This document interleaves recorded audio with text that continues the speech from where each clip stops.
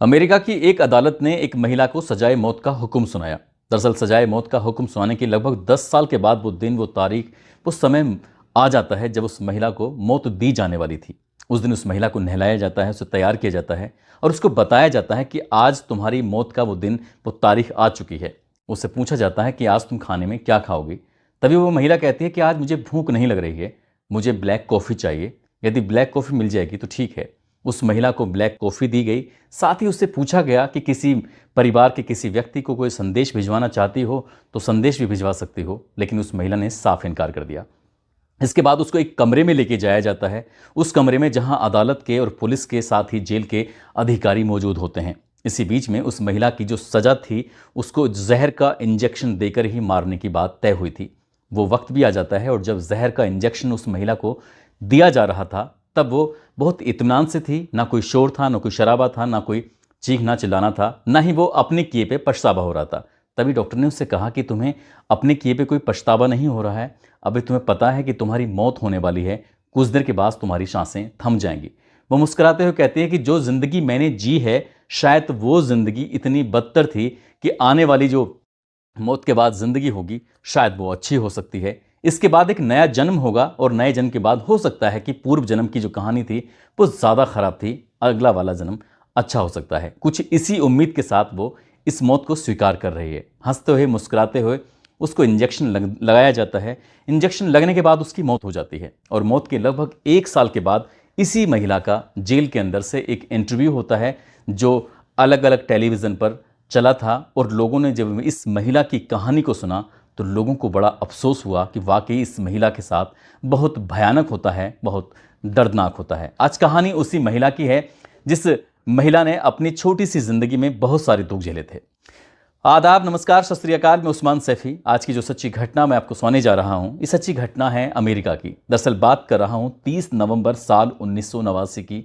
एक महिला जो अकेली रहती थी, उसको खाने कमाने के लिए सिर्फ एकमात्र एक ही जरिया था कि वो रोड के किनारे बैठ जाया करती थी और उस रोड से जो लोग गुजरते थे उस महिला को देखकर रुक जाया करते थे।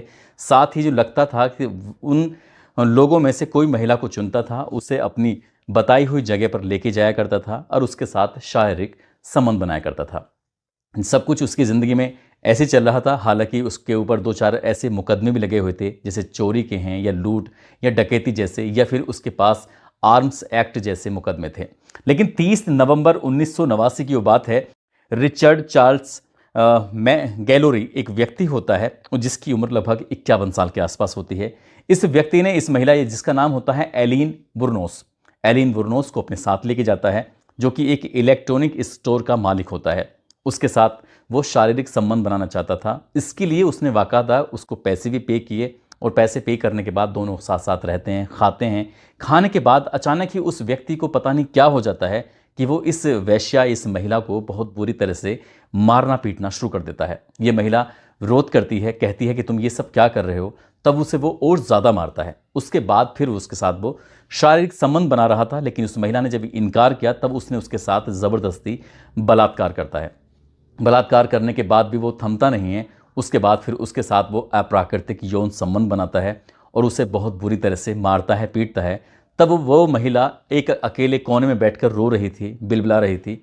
और अचानक ही उसकी जब उससे होश आता है कि उसने इसके साथ आखिरकार ऐसा क्यों किया है, तभी वहीं एक पास में एक पिस्टल रखी हुई थी। इस महिला ने उस व्यक्ति को एक के बाद एक कई गोलियां मारी और कई गोलियां मारने के बाद उसको मौत के घाट उतार देती है।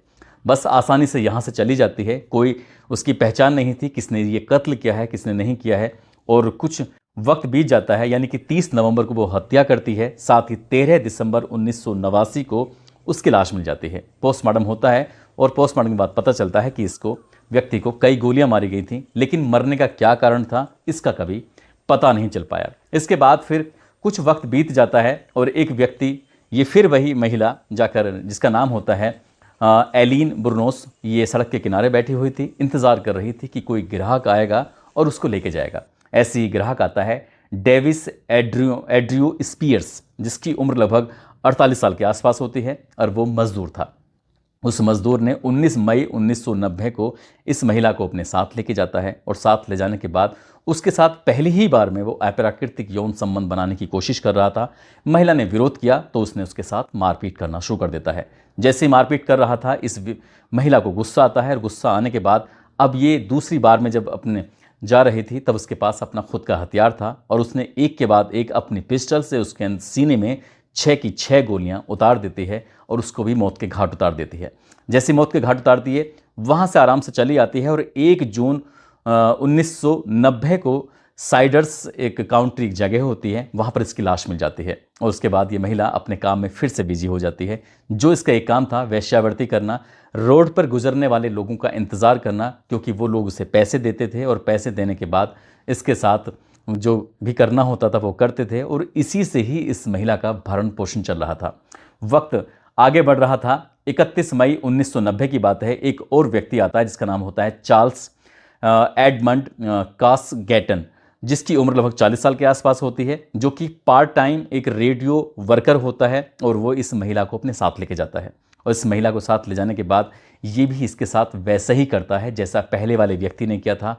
खूब इसकी पिटाई करता है, फिर इसके साथ ज़बरदस्ती करता है, बलात्कार करता है इसका, उसके साथ अप्राकृतिक यौन संबंध बनाने की भी कोशिश कर रहा था।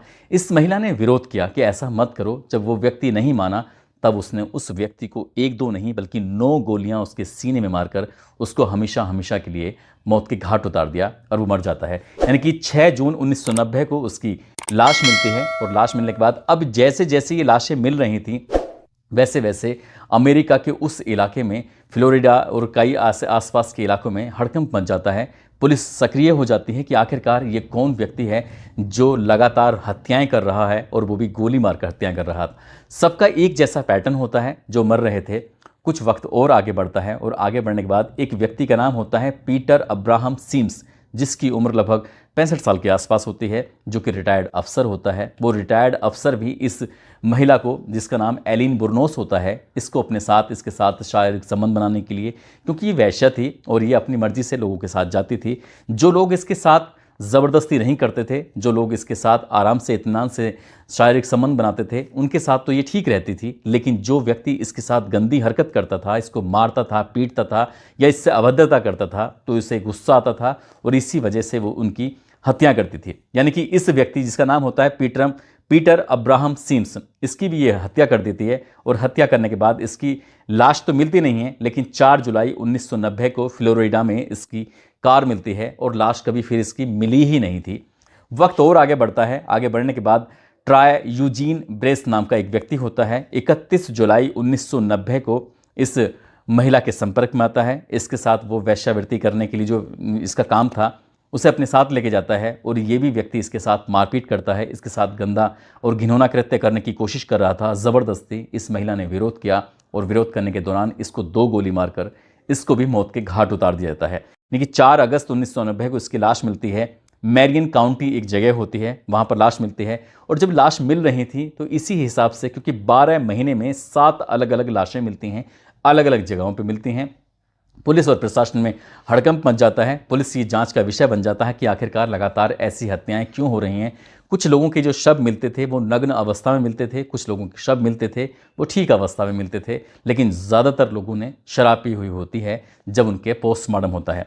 आगे वक्त बढ़ता है। चार्ल्स रिचर्ड डिक एक व्यक्ति का नाम होता है, जो कि एयरफोर्स का रिटायर्ड ऑफिसर होता है। 1990 की बात है, 11 सितंबर का वो दिन था। उस व्यक्ति ने भी इस महिला को अपने साथ ले जाने के लिए बातचीत की और बातचीत करने के बाद जब इसके साथ लेके जाता है तो वो व्यक्ति भी इसके साथ ज़बरदस्ती करता है।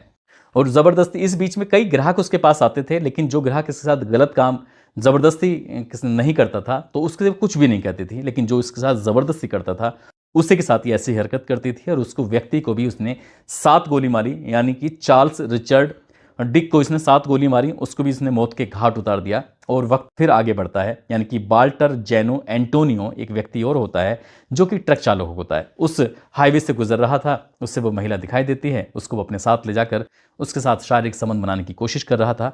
जब वो इस व्यक्ति के साथ मिलती है, बातचीत करती है, तो ये व्यक्ति भी इसके साथ वैसी हरकत कर रहा था।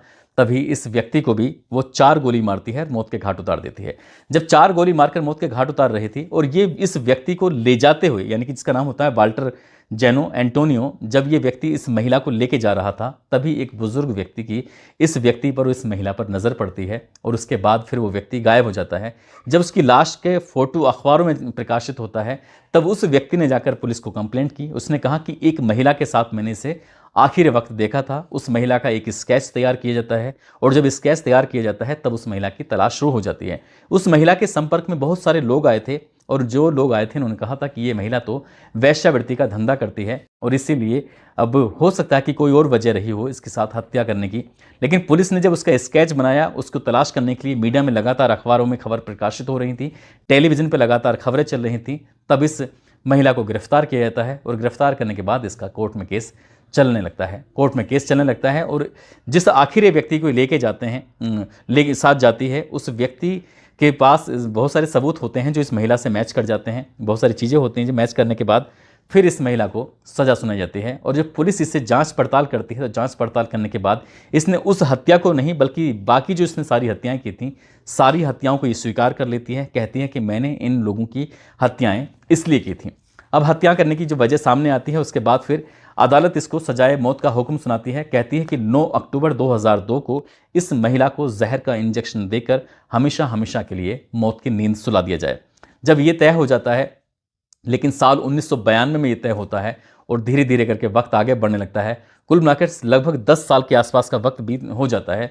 इसी बीच में एक फिल्म निर्माता होते हैं जिनका नाम होता है निक ब्रूमफील्ड, जो कि फिल्में बनाया करते थे। एक दिन वे जेल में जाते हैं। जेल में जाने के बाद इस महिला के पास जाकर कहते हैं कि मैं तुमसे कुछ बातचीत करना चाहता हूं, यानी कि एलिन बुर्नोस के पास जाने के बाद उससे सहमति मांगते हैं। अदालत से भी सहमति होती है, पुलिस वालों से भी सहमति होती है। इस महिला से मुलाकात होती है और वो कहते हैं कि मैं आपका इंटरव्यू करना चाहता हूं, मैं आपकी ज़िंदगी के कुछ पन्नों को पलटना चाहता हूं, मैं देखना चाहता हूं, मैं जानना चाहता हूं कि आखिरकार तुमने 7 लोगों का कत्ल क्यों किया था, क्या वजह थी। जब ये बात आती है तब इस महिला ने अपनी ज़िंदगी से जुड़ी हुई कहानी को रिकॉर्ड कराया और रिकॉर्ड कराने के बाद जब इसे मौत की सज़ा मिल जाती है तो मौत की सज़ा मिलने के ठीक 1 साल के बाद वो जो इंटरव्यू होता है वो डॉक्यूमेंट्री के रूप में लोगों के सामने आता है। दरअसल कहानी शुरू होती है 3 जून 1954 से। एक मिशिगन रोचेस्टर एक जगह होती है अमेरिका में, वहाँ पर एक महिला होती है, इसका नाम होता है डायने बुर्नोस, जो कि जिसकी उम्र लगभग 14 साल के आसपास होती है। एक व्यक्ति होता है जिसकी उम्र 18 साल, जिसका नाम होता है लियो पिटमैन। दरअसल 3 जून 1954 को ये दोनों शादी कर लेते हैं। शादी करने के बाद जब 1 आध साल बीत जाता है तब इसको एक बेटा पैदा होता है साल 1955 में। 1955 में बेटा पैदा हो जाता है। कुछ वक्त और आगे बढ़ता है। जब आगे बढ़ रहा था तब इन दो पति और पत्नी के बीच में, यानी कि डायने बुर्नोस और उसके पति लियो पिटगैन के बीच में झगड़े होने लगते हैं। झगड़े कुछ ज़्यादा ही बढ़ रहे थे। तभी इस महिला डायने ने अदालत में अर्जी दी कि मैं अपने पति से अलग रहना चाहती हूं और मुझे इसके साथ बिल्कुल भी नहीं रहना है। 1955 में इसको बेटा पैदा हो जाता है। लगभग 1 साल के बाद इसको ये तलाक की अर्जी इसकी स्वीकार कर ली जाती है साल 1956 में। और जब ये तलाक की अर्जी इसकी स्वीकार कर ली जाती है तब इस महिला को पता चलता है कि वो प्रेग्नेंट हो चुकी है, उसके पेट में एक बच्चा पल रहा है। 29 फरवरी 1956 को उसको एक बेटी पैदा होती है और जब बेटी पैदा होती है तो 4 साल तक वो अपनी माँ के साथ रहती है, यानी कि डायने के साथ रहती है। और 4 साल के बाद वो उस बेटी को छोड़कर वहाँ से चली जाती है, यानी कि वो उस बेटी को अपनी माँ अपने पिता दोनों को दे देती है। और ये नाना और नानी के पास इसकी परवरिश हो रही थी। नाना और नानी की आदतें कुछ ज़्यादा ख़राब थीं जिसकी वजह से वो इस लड़की पे ज़्यादा ध्यान दे नहीं पा रहे थे। जब ध्यान नहीं दे पा रहे थे, जैसे उनका शराब पीना, इस तरह की गंदी आदतें थीं और वो लड़की बड़ी हो रही थी धीरे धीरे। जब वो 6 साल की होती है तब एक व्यक्ति उसके साथ अश्लील हरकतें करता है, गंदी हरकतें करता है। वो लड़की डर की वजह से किसी के सामने कुछ विरोध भी नहीं कर पाती।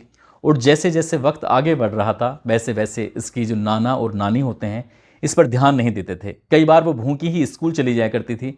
जब स्कूल पहुंचती थी तो उसकी जो साथी होते थे वो उसके साथ यौन संबंध बनाते थे, यानी कि जो भूख लगती थी तब भूख में जब खाना चाहिए होता था तो इसकी क्लास के ही स्टूडेंट होते थे जो इसके साथ रेप करते थे, उसके साथ वो गंदी हरकतें किया करते थे। अब इस लड़की ने इसका विरोध भी नहीं कर पा रही थी। आखिरकार वक्त ऐसे आगे बढ़ता चला जाता है। जब वो 11 साल की होती है तब उसकी आदतें इतनी ख़राब हो जाती हैं कि सिगरेट पीना, ड्रग्स लेना, शराब पीना, बहुत सारी गंदी आदतें इसके अंदर शुमार हो जाती हैं। और जैसे जैसे ये बड़ी हो रही थी, ठीक वैसे वैसे इसकी आदतें भी वैसी वैसी गंदी हो रही थी। जब ये 14 साल की होती है तब इसका सामूहिक बलात्कार किया जाता है और बताया जाता है कि उस वक्त ये प्रेग्नेंट हो जाती है और एक बेटे को भी जन्म देती है। और आगे वक्त बढ़ता है, इसकी एक व्यक्ति से शादी हो जाती है। वो व्यक्ति भी इसके साथ खूब मारपीट क्या करता था, लेकिन इसने उससे तलाक लेना ही उचित समझा, इसलिए तलाक लेकर ये अलग हो जाती है। अब इसके पास खाने कमाने के लिए कोई जरिया था नहीं। दादी, इसकी जो नानी थी, वो ख़त्म हो जाती है और नाना ने इसको घर से निकाल दिया था। आखिरकार जाए तो कहाँ जाए। जहाँ इसकी माँ और उसके पिताजी रहते थे वहाँ इसने आसरा लेने की कोशिश की, लेकिन वहाँ भी उसको आसरा नहीं मिलता। इसकी माँ उसको स्वीकार नहीं करती है और ये लड़की अकेली रहने लगती है जंगलों में। जंगल में रहती थी, रोड के किनारे बैठ जाया करती थी। कोई व्यक्ति आता था तो उसके साथ ये शारीरिक संबंध बनाती थी। जब वहाँ से कोई ग्राहक नहीं मिलता था तब ये जाकर या तो चोरी किया करती थी या फिर हथियार चुरा लिया करती थी। या जो लोग उस हाईवे से गुजरते थे जिनके साथ ये वैश्यावृत्ति का धंधा किया करती थी, उन्हीं व्यक्तियों का ये सामान चोरी कर लिया करती थी। इसलिए कई बार इसके खिलाफ पुलिस स्टेशन में भी शिकायतें दर्ज होती थीं। लेकिन जो व्यक्ति इसके साथ शारीरिक संबंध बनाते थे बिल्कुल इत्मीनान से, जिसके साथ ये बदतमीजी नहीं होती थी, बाकी उनके साथ भी कुछ नहीं होता था। लेकिन जिस जिस व्यक्ति ने इसके साथ मारपीट की, इसके साथ गलत तरीके से पेश आया, इसने उन सब का मर्डर कर दिया। धीरे धीरे करके उसने 12 महीने में 7 लोगों का कत्ल किया था। इसलिए अमेरिका की अदालत ने इस महिला को सजाए मौत का हुक्म दिया था और ये कहा था कि इस महिला को 9 अक्टूबर 2002 को जहर का इंजेक्शन देकर हमेशा हमेशा के लिए मौत की नींद सुला दिया जाए। जब ये डॉक्यूमेंट्री लोगों के सामने आती है तब लोगों को पता चलता है कि इस महिला ने बचपन से, यानी कि जब ये पेट में होती है, पेट में पैदा होने से लेकर और मरने तक ये दुख ही झेलती है। लगभग 10 साल तक इस सलाखों के बीच में रहती है। सलाखों के अंदर रहने के दौरान भी कोई कैदी इससे बातचीत नहीं करता था। 24-24 घंटे ये अकेली ही रहती थी, या तो पढ़ाई किया करती थी या फिर टीवी देखा करती थी। तो इसकी ज़िंदगी का चैप्टर ख़त्म होने के बाद पब्लिक के सामने जब बात आती है, डॉक्यूमेंट्री आती है, तब इसकी हकीकत लोगों के सामने आती है। दोस्तों, इस पूरे घटनाक्रम को सुनाने का उद्देश्य किसी को परेशान करना नहीं है, किसी का दिल दुखाना नहीं है, बल्कि आपको जागरूक करना है, आपको सचेत करना है और आपको बताना है कि किसी की ज़िंदगी का इम्तहान इतना ना लिया जाए जिससे कि उसके सब्र का बांध टूट जाए। शायद इस एलिन नाम की इस महिला के सब्र का बांध टूटा था, इसलिए इसने 1-2 नहीं बल्कि 7 कत्ल कर दिए थे। जाते जाते आज अलीगढ़ की रहने वाली हैं सुरभि, अयोध्या के रहने वाले हैं सोनू गुप्ता, जौनपुर के रहने वाले हैं समर यादव। आज इन सबका जन्मदिन है। इनको जन्मदिन की ढेरों सारी शुभकामनाएं, बहुत बहुत मुबारकबाद। साथ ही हमीरपुर के रहने वाले हैं नसीमुद्दीन, उदयपुर के सागर कुमार, बंगाल के जुबैर खान, जयपुर से जय सिंह, लखनऊ से शकील शाह, अंकित यादव, राजन कुमार सिवान से, अनु यादव, नदीम खान, सलीम राजस्थान से, शिवांगी भोपाल से, सनेज यादव, ताहिर खान, बदन सिंह, सुमित मावी। आप सब लोग अपना ख्याल रखें, सुरक्षित रहें। जय हिंद, जय भारत।